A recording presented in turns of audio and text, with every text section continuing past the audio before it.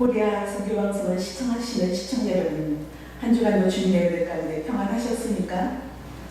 오늘 함께 나눌 말씀 히브리서 12장 14절에서 17절 신앙의 싸움이란 주제로 오늘 함께 나눠보도록 하겠습니다. 성경 봉독해드리겠습니다. 모든 사람으로 더불어 화평함과 거룩함을 좇으라. 이것이 없이는 아무도 주를 보지 못하리라. 너희는 돌아보아 하나님의 은혜에 이르지 못하는 자가 있는가? 두려워하고 또 쓴소리가 나서 괴롭게 하고 많은 사람이 이로 말미암아 더러움을 입을까 두려워하고 음행하는 자와 혹 한 그릇 식물을 위하여 장자의 명분을 판 에서와 같이 망령된 자가 있을까 두려워하라. 너희의 아는 바와 같이 저가 그 후에 축복을 기업으로 받으려고 눈물을 흘리며 구하되 버림받아 회개할 기회를 얻지 못하였느니라. 우리는 신앙생활을 하면서 우리가 옛사람과 싸우며 살아갈 때에 나약하고 부족함을 우리가 늘 알 수가 있습니다. 그런 부족함을 누가 알게 하시나요? 내 안에 계신 성령님께서 알게 하시고 깨닫게 하셔서 우리의 신앙을 점점점 자라게 하십니다. 우리 자신 스스로는 내 안에 죄성, 옛사람이 있다는 것을 우리 스스로가 알 수가 없습니다. 오직 성령님의 도우심으로 은혜를 부어주셔서 나의 허물을 볼 수 있고 알게 해주시는 것입니다. 예수님께서는 우리들에게 무엇을 먹을까, 무엇을 위하여 살까 염려하지 말고 너희는 먼저 그의 나라와 그의 의를 구하라고 하십니다. 이 말씀은 내가 무엇을 위해 살고 있는가를 알게 하시는 말씀입니다. 내가 무엇을 위하여 살고 있는지 나 자신을 깊이 볼 수 있고 그러한 말씀으로 우리가 묵상하지 않으면 우리가 그걸 깨달을 수가 없죠. 말씀을 통하여서 성령님께서 감화감동 주셔서 허물과 어떤 우리의 부족함을 나타내 주시죠. 창세 전부터 하나님께서 우리를 계획하시고 예정하셔서 아들들로 선택해 주셨습니다. 나를 지으시고 지금까지 인도해 주시는지를 우리는 돌아보지 않고 많은 사람들이 자기 존재를 위하여 살아가고 있는 것이죠. 우리의 옛사람은 삶을 살아가면서 모두에게 자기중심적으로 이해하고 판단을 하며 살아가고 있습니다. 이것이 사람의 모습이지요. 하나님을 믿는 신자들도 고난이 오면 나에게 왜 이렇게 힘든 고통을 주십니까? 하며 우리가 원망을 하면서 불만을 가지면서 살아갈 때가 있지요. 그게 다 탐욕이 내 안에 들어있기 때문입니다. 나의 옛사람이죠. 그 모습들이요. 우리가 이 땅에 살아가면서 힘들 때 이 땅을 도피하고 싶어서 천국을 빨리 갔으면 좋겠다 그렇게 말씀하시는 분들도 더러 있습니다.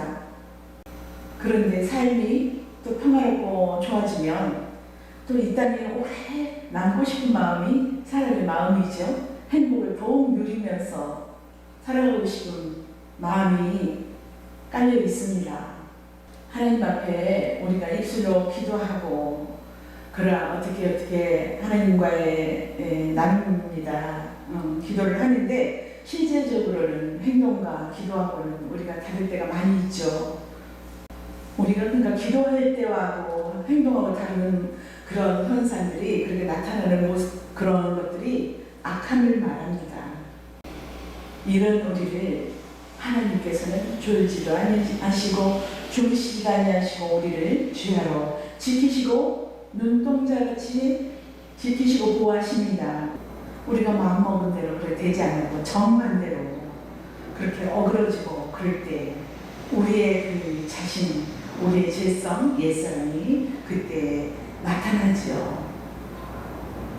우리가 성경 하나님 말씀을 우리가 보지 않냐고 신앙생활을 하면 자기 전제론으로 접근하여서 어떻게 살아가야 하나 하고 자기 생각에 빠지죠. 그렇지만 하나님의 말씀을 우리가 볼 때 우리가 왜 사는지를 말씀 가운데 우리가 알 수가 있고 깨달을 수가 있습니다. 우리가 예수를 왜 믿습니까? 예수님은 나의 생명의 근원이 되시기 때문입니다. 내가 믿었습니까? 하나님께서 믿음을 주셨습니다. 예수 그리스도를 통하여 우리가 의롭게 되었지요. 우리가 무엇을 위하여 살아야 할지 생각하게 하고 우리를 존재케 하고 나를 살아가게 하는 분이 예수 그리스도라는 사실을 깨달아 알아야 합니다. 우리는 끊임없이 나는 지금 예수 그리스도와 어떤 관계 속에서 살고 있는지를 생각해 보아야 하겠습니다. 에릭 프롬이라는 분이 소유냐 존재냐 말을 하셨습니다. 이분은 인간을 두 분류의 성향으로 말하고 있습니다. 소유 양식으로 사는 자와 존재 양식으로 사는 자가 있다는 것입니다. 소유 양식으로 사는 사람은 이기주의로 살고 존재 양식으로 사는 사람은 이타주의로 산다는 것이지요. 이런 양식의 바탕에는 인간의 존재론을 근거하고 있습니다. 성경 하나님의 말씀은 사람들에게 이렇게 접근하는 것을 죄라고 규정하였습니다. 성경 하나님의 말씀은 인간의 존재로부터 출발하는 모든 것은 다 죄라고 합니다. 죄의 특징은 오직 내가 있고 예수님이 있다는 것이지요. 성경 말씀을 보면 너희는 예수님을 위한 존재라고 말씀합니다. 우리는 창세전 언약에 의해 창조되었습니다. 내가 있기 전에 언약이 먼저 있었죠. 나는 언약을 위하여 창조되었습니다. 예수님이 언약의 실체이십니다. 그럼 우리는 예수님을 위하여 창조되었단 말씀이죠. 그러므로 내가 소유의 양식으로 살든지 존재의 양식으로 살든지 예수가 빠져있기 때문에 둘 다 죄가 되는 것이지요. 우리는 원래 없었던 자입니다. 원래 없었던 말은 무란 말입니다. 무에서 유가 나오지요. 무란 없음이고 유란 있음을 말하고 있습니다. 언약을 위해서 하나님께서 없었던 것을 있게 만든 것입니다. 그럼 무에서 나왔던 나에게 무엇을 담고자 하면 언약의 실체이신 예수 그리스도가 담겨져야 합니다. 예수의 십자가의 피로 거룩하고 흠이 없게 되었다는 것이 담겨져 있어야 합니다. 하나님께서 우리를 창조하신 것은 예수님을 닮고자 함입니다. 그래서 하나님의 형상대로 지은 것이지요. 예수님을 일컬어 하나님의 형상의 본체라고 하죠.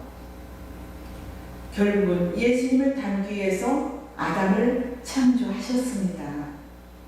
그런데 아담이 선악과를 따먹고 타락을 했습니다. 하나님의 형상을 상실해 버린 것이지요. 그래서 아담이 생산하는 자식들이 모두가 하나님의 형상이 아닌 죄인인 아담의 형상으로 태어나게 된 것입니다. 이제부터는 모든 사람들이 아담의 그것을 닮기 시작하는 것이지요. 인간이 닮고 있는 모든 것은 전부 죄를 낳습니다. 자기의 세계를 넓혀 가고자 한다는 말입니다. 그러므로 죄인들은 눈만 뜨면 자기 존재를 싼 일을 합니다. 나는 이렇게 살고 있고 저렇게 살고 라고 나타내죠. 마트에 가면 물건을 사면 마일리지가 쌓여 있는 것처럼 하나씩 행할 때마다 자기 의가 쌓아져 갑니다.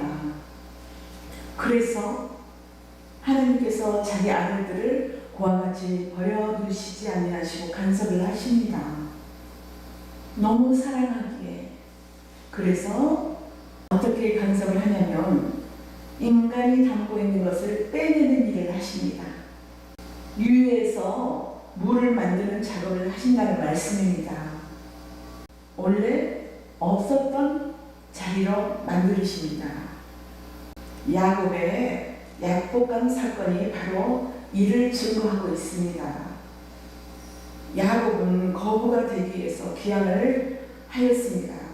다른 말로 죄란 말이지요. 그래서 하나님이 약복강에서 기다린 것입니다. 거짓으로 얻었던 것을 몽땅 빼앗아 버리십니다. 그리고 원래 그 자리로 빈털터리가 되게 하는 것이지요. 우리는 물질적인 어떤 부자, 또 영적인 부자가 있죠. 우리가 지금 여기 말씀을 물질적인 것으로도 속하지만 영적인 것을 먼저 봐야 됩니다. 내 안에 주 예수 그리스도의 정말 그 은혜와 사랑이 예수의 그리스도의 피가 자리 잡고 있는지 내 안에 계시는지 그것이 중요하지요. 그 믿음이 자리 잡고 있어야 됩니다. 많은 것을 가지고 있어도 그 믿음이 자리 잡고 있지 않으면 그게 빈털터리가 된다는 말씀입니다. 야곱이 베들로 올라갈 때는 집에서 쫓겨날 때 모습으로 올라갔습니다. 누가 원래의 자리를 돌아가게 하셨습니까? 야곱을 가장 사랑하는 하나님 아버지께서 원래의 자리로 돌려주신 것입니다. 하나님께서는 이렇게 야곱을 통해서 시청각 교제로 보여주시는 것입니다. 다 우리의 모습들입니다. 그 모습이요. 나는 안 그러겠지. 아닙니다. 저를 비롯하여 우리가 그렇습니다. 우리의 모습이. 그래서 내가 누구인지를 깨닫고 하나님 앞에 우리가 무릎을 꿇고 나아가야 됩니다. 이 야곱이 이스라엘이 되었죠. 그럼 이스라엘은 일평생 빼앗기는 삶을 살게 된 것입니다. 그 증거가 가나안에서 쫓겨나 남의 나라 종으로 살게 만든 것이지요. 종은 자기의 것이 없습니다. 그래서 종이 되게 하여서 원래 자리인 없음, 곧 무의 자리로 돌아가게 하신 것입니다. 이스라엘은 가나안 땅에서 모으는 삶을 살았고 가옥에 가옥을 더하고 전토에 전토를 더하고 살았습니다. 온통 모으고 살았습니다. 그래서 하나님이 이스라엘을 가나안에서 쫓아내서 너희는 이 땅에 분깃이 없는 자라는 것을 알려주신 것입니다. 원래 없는 자리로 돌아가게 만든 것이지요.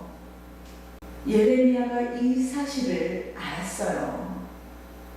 그래서 바벨론에게 항복하는 것이 하나님의 뜻이라고 하였습니다. 하나님께서 원래 나그네의 자리로 돌아가게 하는 것이라고 합니다. 여러분 믿어지십니까? 하나님은 우리의 옛사람은 빼앗아가고 믿음을 주시는 하나님입니다. 우리는 아무것도 없는 자입니다. 오순절에 성령이 임하고 나자 예루살렘 교회가 급성장하고 있었습니다. 하루에 많은 성장이 있었죠. 그러자 7 집사를 세우고 모으기 시작한 것입니다. 그래서 하나님께서 흩어버리시기 시작합니다. 신약의 초대교회 성도들을 모두 나그네와 외국인으로 만들어버린 것입니다. 외국인과 나그네는 쌓인 것이 없고 빈 몸입니다. 죄는 항상 자기 존재를 확장시키고자 하는 형식으로 나타나죠. 나를 드러내는 것을 곧 말씀하는 것입니다. 오늘 본문을 살펴봅니다. 오늘 본문 말씀에 두려워하라는 말씀이 많이 나옵니다. 첫째는 하나님의 은혜에 이르지 못할까 두려워하라 하십니다. 둘째는 더러움을 입을까 두려워하라고 하십니다. 셋째는 밥을 위해서 장자권을 팔아먹는 망령된 행동을 할까 두려워하라고 하십니다. 그런데 이 말씀이 아들의 징계에 있어서 말하고 있다는 것에 유념해 보아야 합니다. 지난 시간에 우리 징계에 대하여 말씀을 나누었죠. 징계란 하나님의 아들들을 챙기는 것이고 간섭하고 계시는 것입니다. 거룩이 비거룩을 간섭하면 반드시 비거룩이 죄라고 지적하면서 다가오기 때문에 징계로 나타나는 것입니다. 거룩하신 하나님께서 죄인을 챙기시고 간섭하니까 징계가 수반된다는 것이지요. 그래서 징계를 아기의 사랑이라고 하죠. 사랑은 곧 간섭입니다. 관심의 대상, 사랑의 대상에 눈길이 가고 마음이 가서 간섭을 하는 것이죠. 우리 일상 생활에서도 그렇습니다. 우리 육신의 부모도 그렇지 않습니까? 내 자식이 곁길로 갈 때 곁길로 가지 않도록 바른 길로 인도하고 말을 하죠. 간섭을 합니다. 그런데 자녀들은 그 나이에 그때의 그를 알지 못합니다. 귀찮아하지요. 자기가 가고자 하는 것, 하고자 하는 것을 가고 싶어서 방해라고 생각을 합니다. 그런데 나중에 성장해서 어른이 돼가고 많이 성숙되어 가면 굉장히 그 어머니, 아버지의 사랑을 알 수가 있죠. 우리도. 하물며 하나님 아버지께서 우리를 창세전부터 택하셨고 예정하셔서 아들로 삼아주셔서 우리를 이 땅에 우리가 이렇게 크신 하나님의 사랑이 어찌 우리가 살아가는 데 나타나지 않겠습니까? 늘 간섭하십니다. 하나님은 우리의 어그러진 길에서 하나님의 거룩과 의를 우리 가운데 있게 하십니다. 하나님은 우리를 의와 거룩을 우리에게 그런 것들을 만들라고 하시는 것은 아니라 우리 자체에서는 의가 나올 수가 없습니다. 거룩도 나올 수 없습니다. 하나님께서 다 마련해 주신 것이죠. 의와 거룩 안에서 머물러 있으라는 말씀입니다. 우리는 옛사람이 내 안에 있어서 의와 거룩을 불편해 하지요. 그런데 우리는 깨닫는 것도 빨리 깨닫는 것이 복됩니다. 그만큼 나에게 고통이 짧죠. 빨리빨리 깨달아야 돼요. 하나님의 뜻을 우리가 헤아려야 합니다. 더 늦게 깨닫는 만큼 우리의 고통은 길어지죠. 우리가 깨닫지 못하면 의와 거룩을 알 수가 없죠. 그래서 하나님의 의와 거룩으로부터 벗어나면 징계가 따르니 두려워하라는 말씀입니다. 깨닫는 자가 복되다 하였습니다. 우리가 그 첫째, 둘째, 셋째 아까 좀 전에 말씀드렸는데 첫째, 하나님의 은혜에 이르지 못할까 두려워하라는 말씀을 한번 살펴보겠습니다. 이는 모든 사람으로 더불어 거룩함과 합평함을 쫓으라고 합니다. 이것이 없이는 아무도 하나님을 볼 수가 없다고 합니다. 히브리서 12장 14절 말씀에 모든 사람으로 더불어 화평함과 거룩함을 쫓으라. 이것이 없이는 아무도 주를 보지 못하리라. 아멘. 이 말씀은 성도들은 거룩함과 화평함이 있어야 하나님을 만날 수 있다는 말씀입니다. 하나님이 주신 거룩과 화평은 어디에서 주어졌나요? 예수님의 십자가 안에서 주어졌죠. 화평이란 차별 없이 주어지는 것입니다. 우리는 어떤 공동체에서 아니면 나 아니면 다른 상대와 어떤 살아감에 있어서 신앙생활의 함에 있어서 우리는 화평을 이루어야 합니다. 차별 없이 대해야 됩니다. 정말 이 말씀은 정말 마음에 깊이 새겨야겠습니다. 예수 안에서는 유대인이나 이방인이나 차별이 없습니다. 그래서 화평이 되는 것입니다. 화평은 서로 동등할 때 이루어지는 것이지요. 혼자 되는 것이 아닙니다.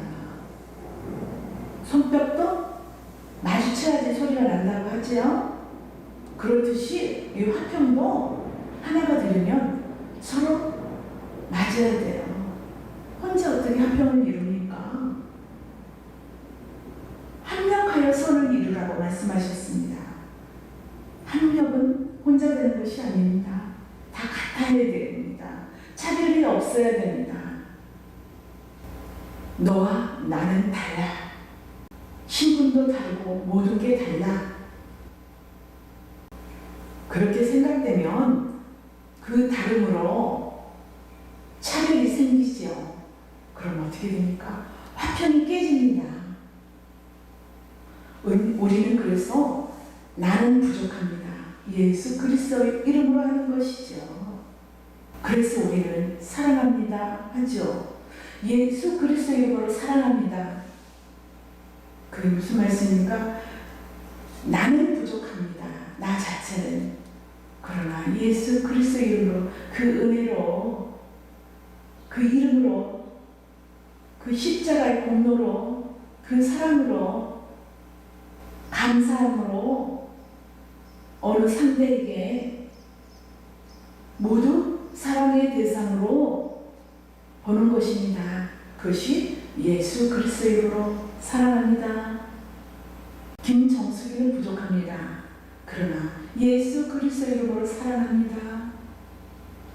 내가 받은 사랑, 내 안에서 옛사람이 있어서 부족하지만 받은 은혜에 감사해서 내 안에서 은혜가 솟구치죠.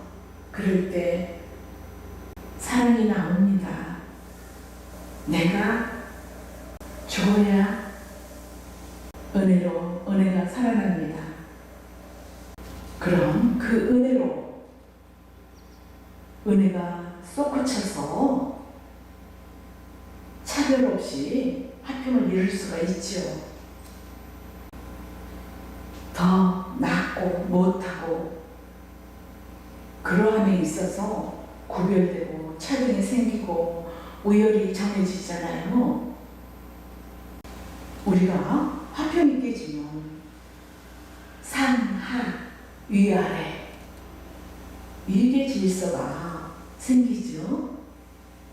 그럼 어떻습니까?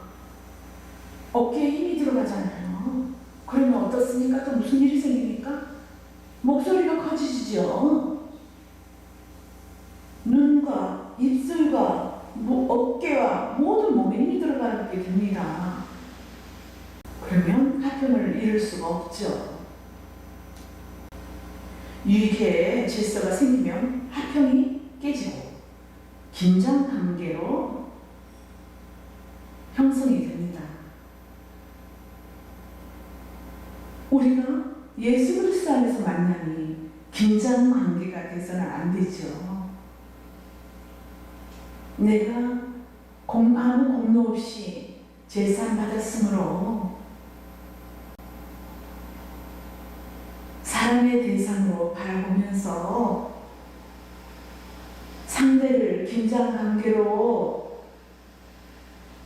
나를 바라보게 하면은 안 되겠죠. 이 말씀을 통하여 제 자신을 깊이 헤아려 봅니다.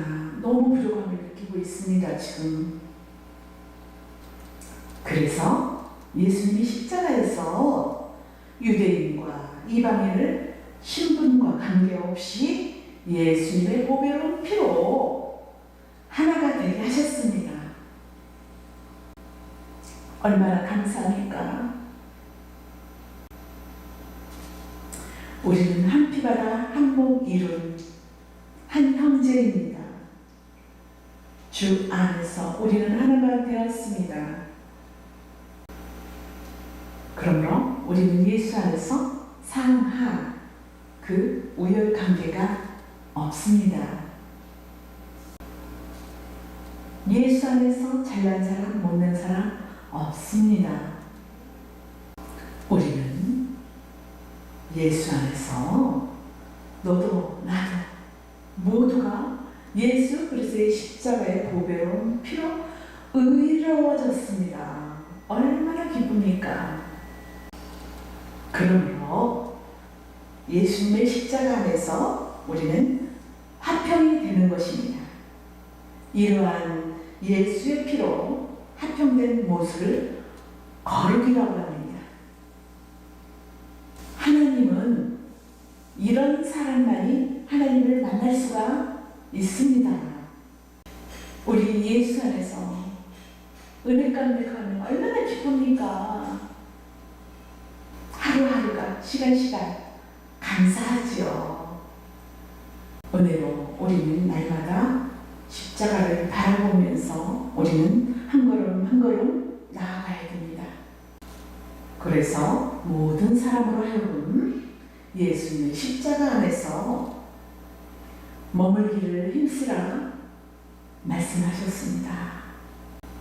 나 자신부터 사람을 대할 때 예물을 취하지 말고 예수님의 피 안에서 대하라는 말씀이죠.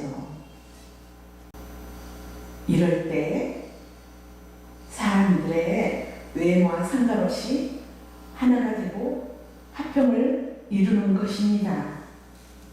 너희는 서로 돌아보아 하나님의 은혜에 이르지 못할 자들이 있는지 두려워하라 라고 말씀하는 것입니다. 은혜란 거저 주심이죠.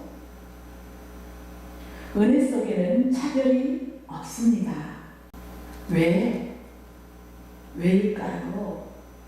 모두가 은혜를 거저 받았기 때문이지요. 은혜의 반대는 무슨 말입니까? 내 노력이지요. 내 노력은 곧 행함을 말하죠. 행함을 바탕으로 한 신앙을 일컬어 율법신앙이라고 합니다. 히브리서 주제는 예수님의 십자가에서 율법을 완성하셨다는 말씀입니다. 우리는 십자가 안에서 인간의 행함으로는 설 자리가 없습니다.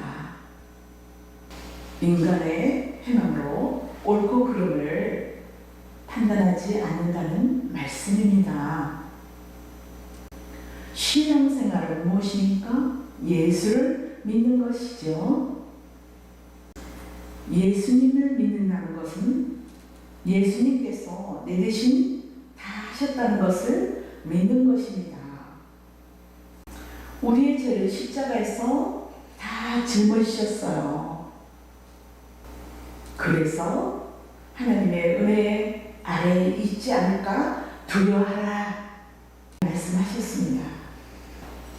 그리고 쓴뿌리가 나서 두려움을 입을까 두려워하라 라고 말씀하셨습니다. 쓴뿌리가 나서 괴롭게 하고 많은 사람들이 이를 인하여 더러움을 입는다고 하지요. 여기서 쓴뿌리란 은혜를 벗어나 율법신앙을 말하죠. 율법신앙은 하나님 앞에 더러운 것입니다. 왜냐하면 율법신앙은 죄인의 행함을 근거로 하기 때문입니다. 자기가 죽은 자라는 것을 안다면 자기가 행한 것을 앞세우지 못합니다. 그래서 히브리 기자는 너희에게 율법 지킴이라는 쓴뿌리가 나서 예수의 의로 거룩함을 입었다는 사실을 가리는 더러운 행동을 하지 말라는 말씀입니다.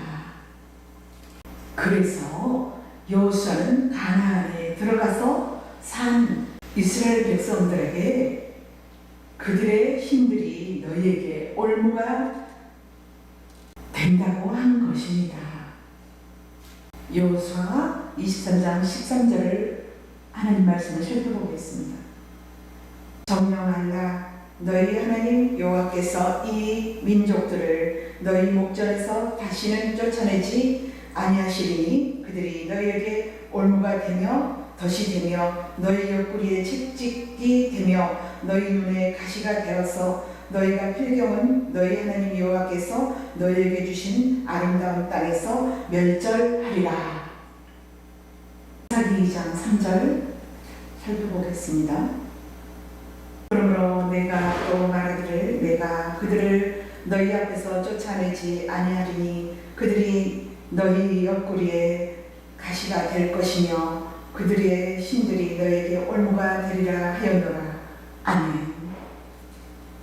말씀에 올무를 말씀하고 있습니다. 올무란 덧입다. 한 번 빠지면 나오지 못한다는 말이에요. 그래서 우리 행함도 마약과 같아요. 우리의 행함을 행했던 자기의 습관 그거를 굉장히 우리가 바꾸기가 힘들죠. 정말 믿음으로 우리가 하나님의 은혜로 우리가 변화되고 날로 성장되어야 가야 합니다. 성령님의 도우심으로 나 자신은 빠져나올 수 없습니다.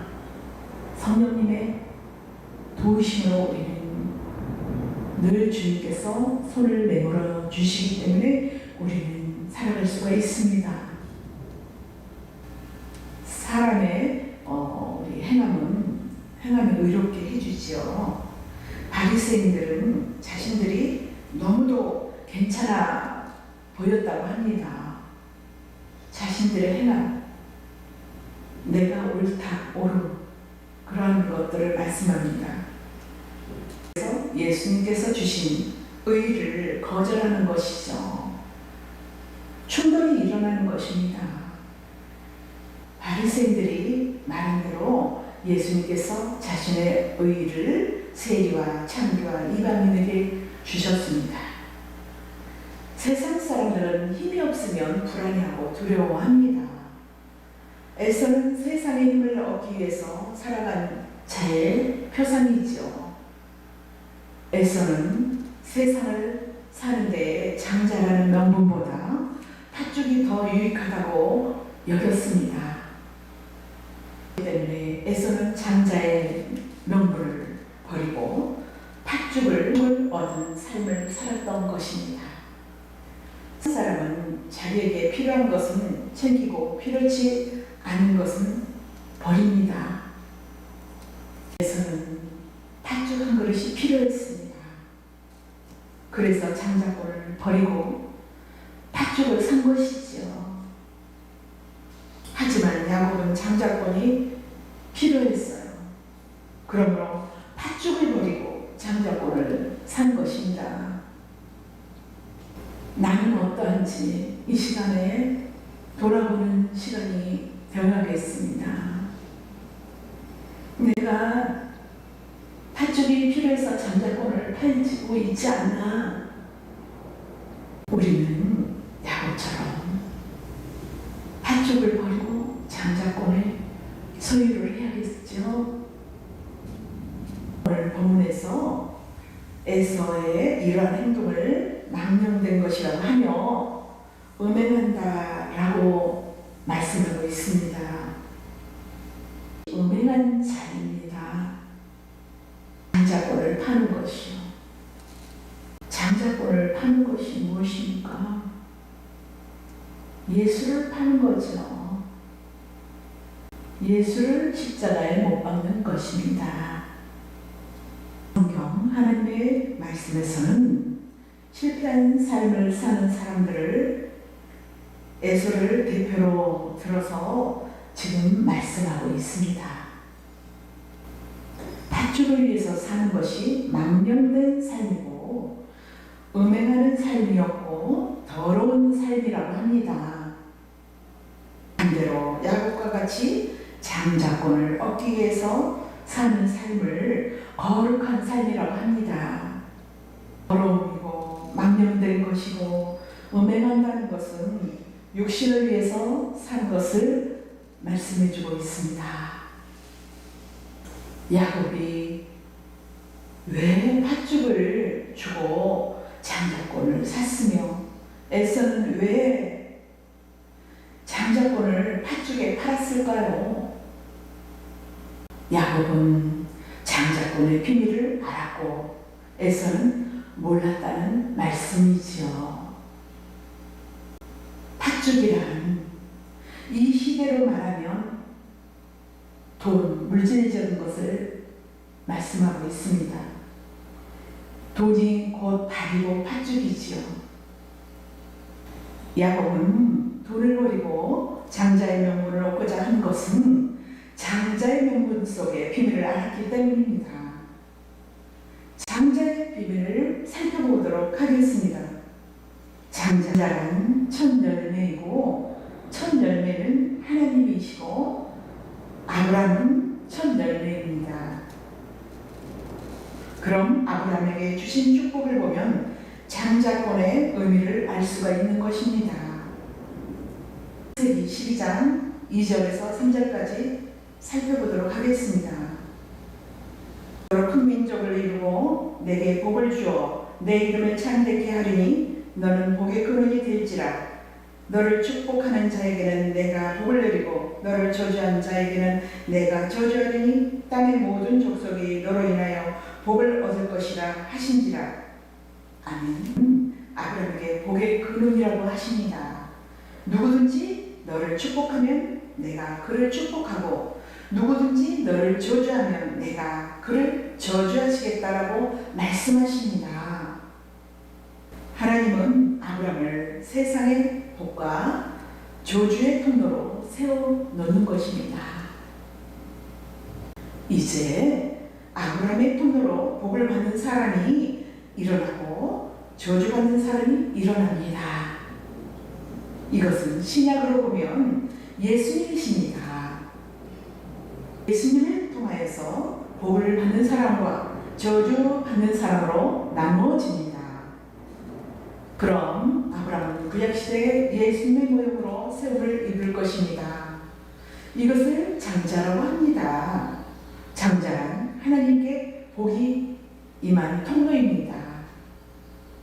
하나님은 세상이 복을 받는 길을 아브라함을 축복하는 것으로 고정해 놓았습니다. 축복한다는 말은 아브라함을 영접한다는 말씀입니다. 하나님의 이스라엘에게 넘어가는 것이지요. 그래서 이스라엘을 장자라고 합니다. 4장 22절 살펴보겠습니다. 너는 바로에게 이르기를 여호와의 말씀에 이스라엘은 내 아들 내 장자라. 아멘. 이스라엘은 하나님의 장자입니다. 세상 나라들은 이스라엘을 어떻게 대하느냐에 의해서 복을 받기도 하고 저주를 받기도 합니다. 이스라엘은 심판을 몰고 다니는 민족이지요.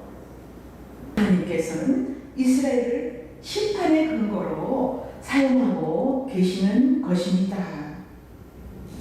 복과 저주는 사람이 어떻게 살았느냐에 결정되지 않고 하나님께서 택한 장자를 어떻게 대하느냐에 따라서 결정이 되지요. 예수님께서 이 맥을 따라오셨습니다. 그래서 신약에서는 예수님을 하나님의 장자라고 하지요. 로마서 8장 29절 말씀을 살펴보겠습니다. 하나님이 미리 아신 자들로 또한 그 아들의 형상을 본받게 하기 위하여 정하셨으니 이는 그로 많은 형제 중에서 맏아들이 되게 하려 하시니라. 아멘. 예수님을 맏아들이라고 하죠. 맏아들이란 장자입니다. 예수님은 하나님의 장자로 이 세상에 오셨어요. 곧 예수님이 축복의 통로란 말씀입니다. 신약에서 복이란 구원이지요. 구약에서 복은 세상적인 것, 물질적인 것이고 신약에 오면 영적인 것으로 바뀌어집니다. 복이 구약에서 육적인 것에서 신약에서는 영적인 것으로 나타납니다. 그래서 하나님과 생명줄이 연결되어 있느냐 묻습니다. 생명줄이란 예수님이에요. 에서는 생명줄이 끊어졌어요. 그러니 바로 생명을 지키고자 한 것입니다. 밥에서는 생명이 나오지 않습니다. 밥은 땅의 것이고 생명은 하늘로부터 주어져 하늘에서 생명이 나오지요. 생명은 우리의 열심과 정성이라는 행함으로 만들어낼 수가 없습니다. 하나님이 보내신 장자를 통해서 주어진다는 말씀이지요.